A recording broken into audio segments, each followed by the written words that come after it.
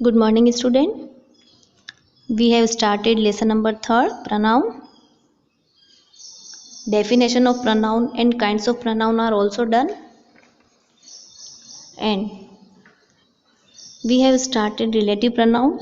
And in that relative pronoun, the uses of who, whom or whose is also done. Now today, point number 4, which.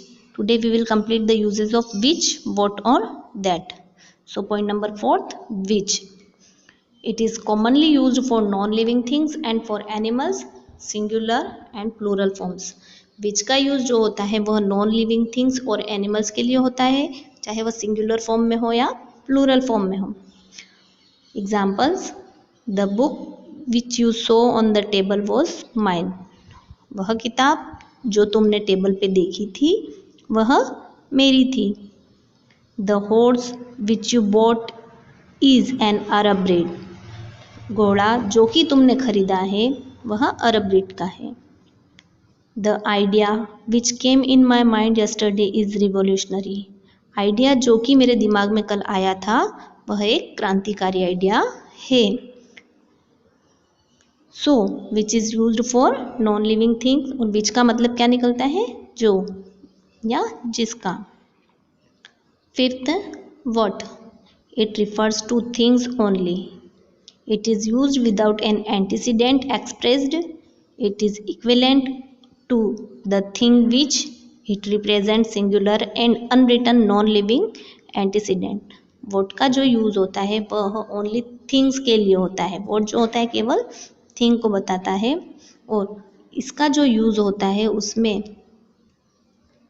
कोई भी antecedent पहले से नहीं होता है. मतलब पहले से कोई भी नाउन या कोई भी थिंग बताई हुई नहीं होती है. जो वोट होता है वह द थिंग विच के इक्विवेलेंट होता है, द थिंग विच के समान होता है. वोट का यूज़ करो चाहे वोट की जगह द थिंग विच यूज़ में लो, सेम होता है. और यह सिंगुलर को रिप्रेजेंट करता है और वह सिंगुलर थिंग अनरिटन होती है और नॉन लिविंग होती है. Examples: you have got what you needed. इसका क्या मतलब हुआ? You have got what you needed, जो तुमने चाहा वो तुम्हें मिल चुका है.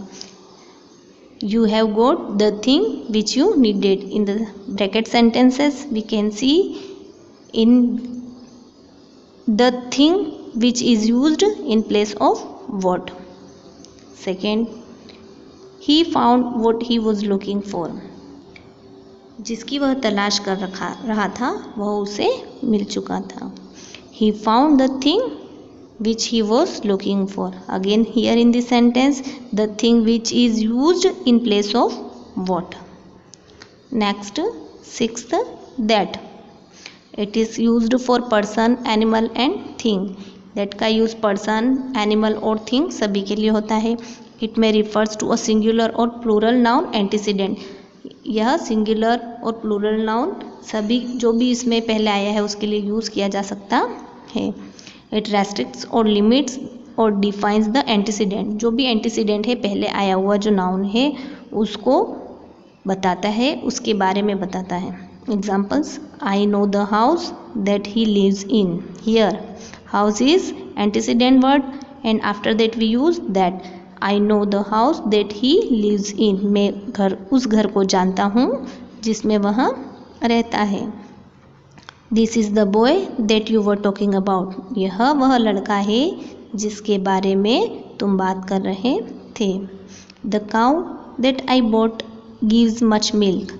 वह गाय जो कि मैंने खरीदी थी वह बहुत दूध देती है. Next one point is there, the relative pronoun that is used in sense of following. Relative pronoun जो दैट होता है उसका यहाँ पर इन अर्थों में भी यूज़ किया जाता है. फर्स्ट है इन सेंस ऑफ हु का सेंस जहाँ पर भी आता है, हु का यूज़ जहाँ पर भी आता है उसकी जगह हम दैट को भी यूज़ कर सकते हैं. Example: my sister that studies in London is ill. मेरी सिस्टर जो कि लंदन में पढ़ती है वह बीमार है. We also can write this sentence in this way: my sister who studies in London is ill. Next, in sense of which और in which.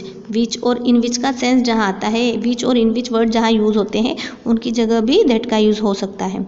I know the class that he reads in. मैं उस class को जानता हूँ जिसमें वह पढ़ता है। We also can write this sentence in this way, I know the class in which he reads in. So read this point and understand them.